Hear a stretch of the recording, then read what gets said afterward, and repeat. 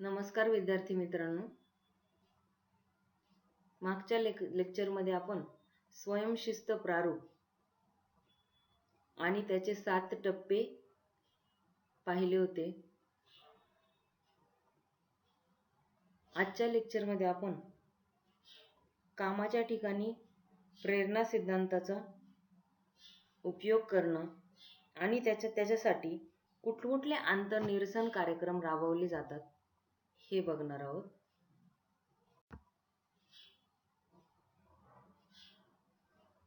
आता कार्यनिर्वर्तनाचं विश्लेषण करण्यासाठी प्रेरणा सिद्धांतामुळे विशेष दिशा प्राप्त होते. त्याच्यामध्ये व्यवस्थापकांचा सक्रिय सहभाग असतो हे आपण पाहिलेलं आहे. त्याच्यामध्ये कार्यक्रम, अपेक्षित निष्पत्ती, आंतरिक समाधान आणि कार्य हेही मुद्दे आपण विचारात घेतलेले आहे.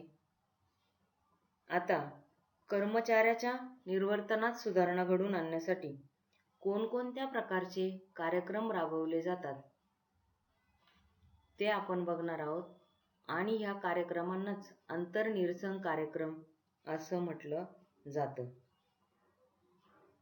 आता कर्मचाऱ्याच्या कार्यनिर्वर्तनात सुधारणा करण्याचा हेतू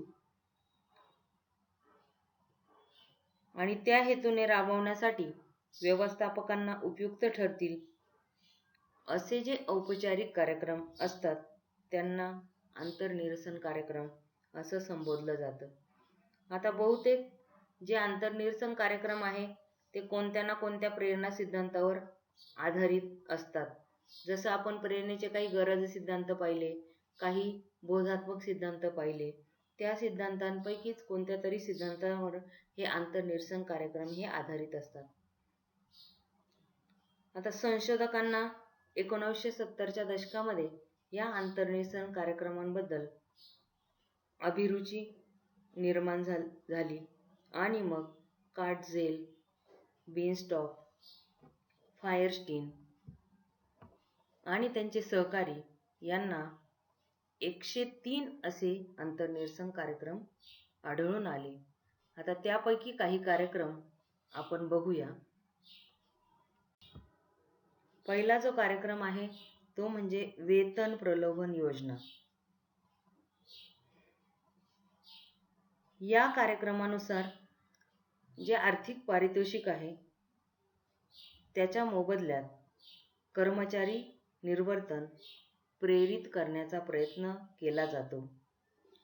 त्याच्यासाठी विविध प्रकारच्या आर्थिक प्रलोभनांची योजना केली जाते.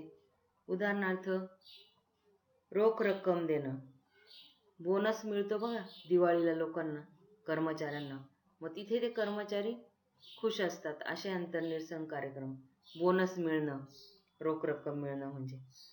नंतर मौल्यवान वस्तू देणं. आता एखाद्या बँकेमध्ये दिवाळीला लक्ष्मीचे शिक्के देणं, ही काय एखादी मौल्यवान वस्तू देणं. नंतर आर्थिक सेवा किंवा विशिष्ट अधिकार प्रदान करणं इत्यादी प्रकारचे गोष्टी किंवा इत्यादी प्रकारच्या योजना वेतन प्रलोभन योजनेमध्ये राबवल्या जातात. आता प्रलोभन योजना राबवताना 2 गोष्टी विचारात घेणे अत्यंत आवश्यक आहे. एक म्हणजे त्याचा प्रलोभन म्हणून उपयोग करावायचा आहे आणि प्रलोभन म्हणून कर्मचाऱ्याला अभिलाषा निर्माण झाली पाहिजे. आणि दुसरं म्हणजे कर्मचाऱ्याला मिळणाऱ्या प्रलोभनाबाबत प्राप्त करणं शक्य आहे पण निश्चित सांगता येणार नाही असं त्याला संवेदन झालं पाहिजे, जेणेकरून कर्मचाऱ्यांमध्ये कार्यनिर्वर्तनाची प्रेरणा निर्माण होईल अशा प्रकारचं प्रलोभन असलं पाहिजे. दुसरा अंतर्निरसन कार्यक्रम बघूया. कामाचा पुनर्आराखडा तयार करणं. आता कामाचा पुनर्आराखडा तयार करणं याच्यामध्ये बाह्य प्रेरणांमध्ये वाढ करण्यासाठी वेतन प्रलोभन योजना उपयुक्त ठरते, तर आंतरिक प्रेरणा वाढवण्यासाठी त्यांच्या पूर्तता समाधानात वृद्धी करण्यासाठी पुनर्आराखडा योजनेचा अवलंब हा केला जातो. त्याच्यामध्ये कामाचे आंतरिक मूल्य वाढवण्याकडे कल, उदाहरणार्थ दर्जा, प्रतिष्ठा, प्रतीके, अधिकार वाढवण्याकडे कल असतो. आता कामाचा पुनर्आराखडा कसा तयार केला जातो? कामाचा पुनर्आराखडा तयार करताना कोणकोणत्या गोष्टी विचारात घेतल्या जातात ते बघूया आपण. पहिलं जे आहे, उच्च स्तरावरील गरजांचे समाधान होईल अशी संधी अधिक प्रमाणात दिली गेली पाहिजे.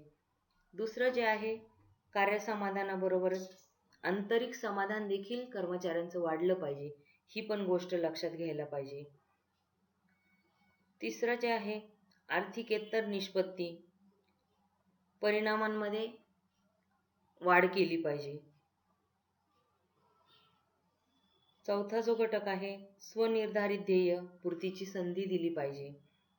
पाचवा जो घटक आहे, अनाकलनीय पारितोषिकाची योजना केली पाहिजे. अशा गोष्टी कार्याचा पुनर्आराखडा तयार करताना लक्षात घेतल्या पाहिजे. पुढचा अंतर्निरसन कार्यक्रम बघूया. वर्तन संपरिवर्तन, बिहेवियर मॉडिफिकेशन असं आपण त्याला म्हणतो. संघटनेमध्ये जे कामगार काम करत असतात, या कामगारांच्या निर्वर्तनात सुधारणा घडवून आणण्याच्या हेतूने वर्तन संपरिवर्तन कार्यक्रमाची आखणी आणि अंमलबजावणी मोठ्या प्रमाणात इंडस्ट्रियल सेक्टरमध्ये झालेली दिसून येते. आता त्याच्यामध्ये गिलेन आणि हिमबर्ग यांनी 1980 मध्ये 14 वर्तन परिवर्तन कार्यक्रम आखलेले आढळून आलेले आहे. आणि या बहुतेक कार्यक्रमांमध्ये कर्मचाऱ्याचं जे आंतरवैयक्तिक कौशल्य आहे ते वाढवण्याच्या योजनांचा समावेश दिसून येतो. विशेषतः कामगार भरतीच्या वेळी मुलाखत देताना आंतरवैयक्तिक कौशल्यात वाढ करण्याच्या हेतूने विविध योजनांशी निगडीत कार्यक्रम हे या वर्तन परिवर्तन कार्यक्रमामध्ये दिसून आले.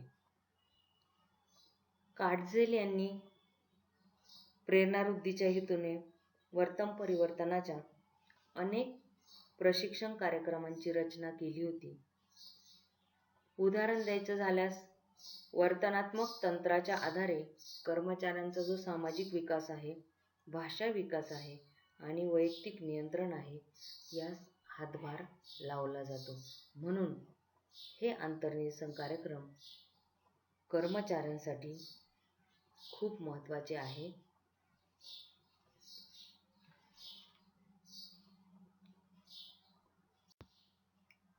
अशा प्रकारे आजच्या लेक्चरमध्ये आपण कर्मचाऱ्याच्या कार्यनिर्वर्तनात सुधारणा करण्याच्या हेतूने कुठकुठले अंतर्निरसन कार्यक्रम राबवले जातात याच्याबद्दल चर्चा केलेली आहे. त्याच्यामध्ये वेतन प्रलोभन योजना असतील, कामाचा पुनर्आराखडा तयार करणं असेल, बिहेवियर मॉडिफिकेशन असेल, या मुद्द्यांबद्दल आपण चर्चा केलेली आहे.